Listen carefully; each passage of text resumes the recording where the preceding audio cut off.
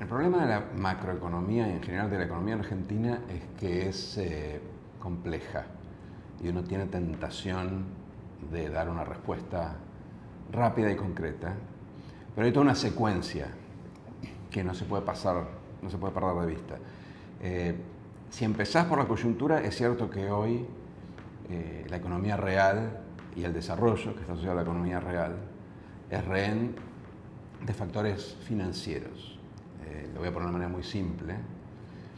Si vos no terminás de cerrar el programa financiero argentino, es decir, cómo vamos a pagar las obligaciones ya contraídas y el eventual, si es que hay algún déficit fiscal, eso te va a mantener viva la presión cambiaria, la incertidumbre que lleva a la presión cambiaria, y eso a su vez va a mantener alta la inflación, las tasas de interés, el costo financiero va a inhibir, el costo financiero, las expectativas van a inhibir la inversión, y Argentina solo puede salir si aumenta la inversión, sobre todo la inversión de los domésticos, de las empresas domésticas, inversión real de residentes argentinos.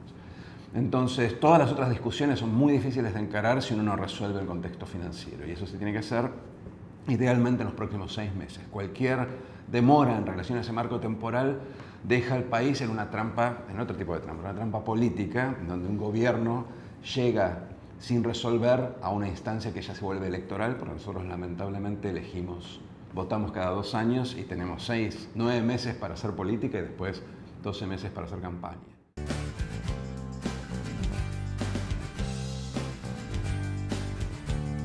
Si resolvemos la coyuntura, igual eso no garantiza que crezcamos, porque Argentina tiene, básicamente, de vuelta, resumiendo algo que es mucho más complejo, tiene 2 grandes déficits de crecimiento. Déficit económicos, tenemos muchos otros, pero déficits económicos. No exportamos lo suficiente para crecer de modo tal que podamos, hacerlo políticamente sustentable. 1 o 2 puntos per cápita, que sería crecer 2 puntos y medio por año.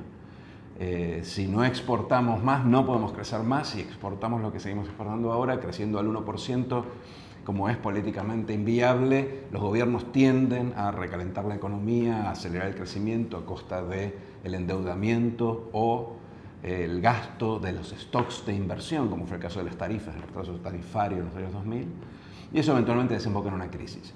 Como aparte no tenemos una moneda de ahorro, nuestro peso es una moneda de transacción y eventualmente de ahorro muy especulativo, como sucede cuando vienen para usufructuar una tasa de interés muy alta durante unos meses, capitales especulativos muy movedizos. Cuando tenemos que financiar ese recalentamiento, ese crecimiento más alto, nos endeudamos, entonces las crisis no son unas crisis reales, no son recesiones, sino que son crisis financieras, porque finalmente emitimos en dólares nuestras deudas y después no tenemos los dólares para pagar, y eso hace que a la recesión normal de los países que tienen moneda propia le sumemos la crisis financiera, que la profundiza mucho.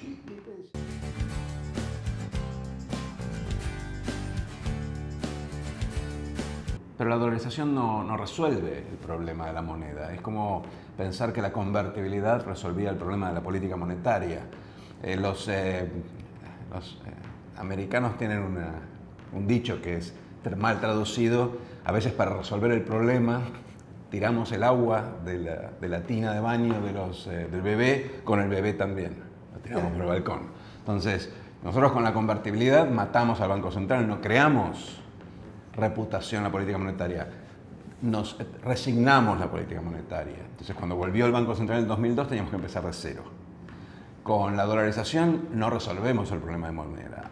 Matamos la moneda y resignamos la capacidad de manejar la moneda para tener una política monetaria autónoma, para poder tener un tipo de cambio contracíclico. Entonces, la dolarización per se no es resolución de nada. Y de hecho, si uno mira los países que adoptaron la dolarización, El Salvador y Ecuador, los dos están hace 10 años tratando de salir y se dan cuenta que es un camino de ida, no están pudiendo salir. Y si miramos lo que pasa con Ecuador ahora, país dolarizado, cuando suben las tarifas, tiene un shock de términos de intercambio, un shock real, bueno, a veces hay disturbio de gente en la calle. O sea que no tomemos atajos. Hay un problema que requiere muchos esfuerzos y requiere pagar costos altos. En el 2016 nosotros podíamos haber pagado el costo de endeudarnos en nuestra moneda. Las tasas eran altas, había que pagarlas. Nos comportamos como los traders. emitimos en dólares porque era más barato, ¿sí? Porque queríamos ganarle al mercado, ¿sí? Era más barato porque no tomamos en cuenta que el tipo de cambio siempre cuando baja después vuelve a subir.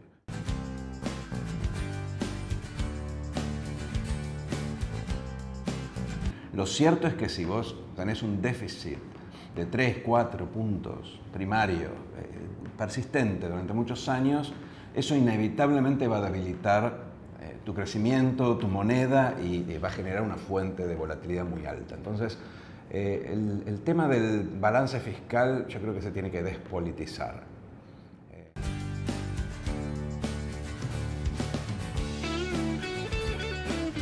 Con el ajuste fiscal solo no creces, pero si tenés un desequilibrio fiscal crónico, es muy difícil que crezcas.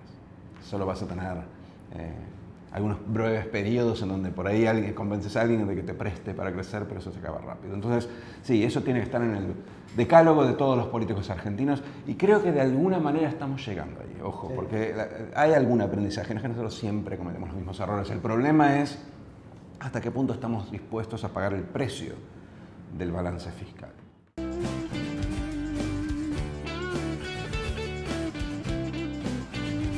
Hay que, ya dije, contener el riesgo, la presión financiera, porque si no es muy difícil abaratar los costos. La tasa de interés son costos para invertir, pero también es inflación, porque en un régimen inflacionario las empresas terminan mirando sus costos tanto como su demanda. Y cuando yo subo la tasa para bajar la inflación, me suben los costos y suben los precios. Entonces tenemos que salir de ese régimen, tenemos que salir de este régimen de inflación moderada, siempre a punto de deslizarse un escalón más alto. Y eso es fundamental. Y ahí el programa financiero es el primer paso. Después creo que hay cuestiones de vuelta coyunturales que hay que resolver. Nosotros tenemos casi el 60% de nuestro gasto público indexado a la inflación. Y mal o bien, lo que sucede es que cuando la inflación acelera, le robamos un poco a la inflación porque ajustamos con la inflación pasada y cuando la inflación cae, nos vuelven a cobrar, nos pasan la factura que nos benefició en el periodo anterior. Entonces, hay que posiblemente encontrar alguna manera de desindexar ese gasto, suavizar la correlación con la inflación y eso es algo que van a tener que hacer quien sea que gane porque si no es muy difícil generar balance fiscal.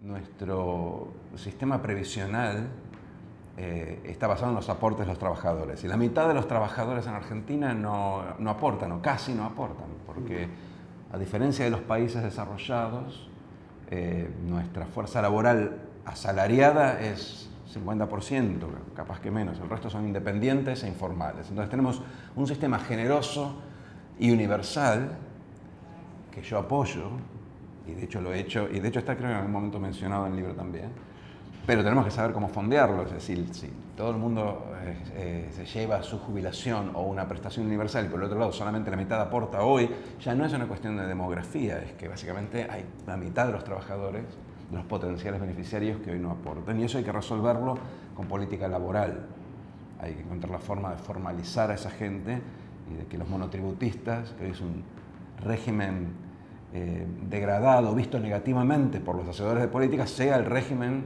independiente, que haga sus aportes y que tenga la flexibilidad necesaria para que estos trabajadores estén insertos.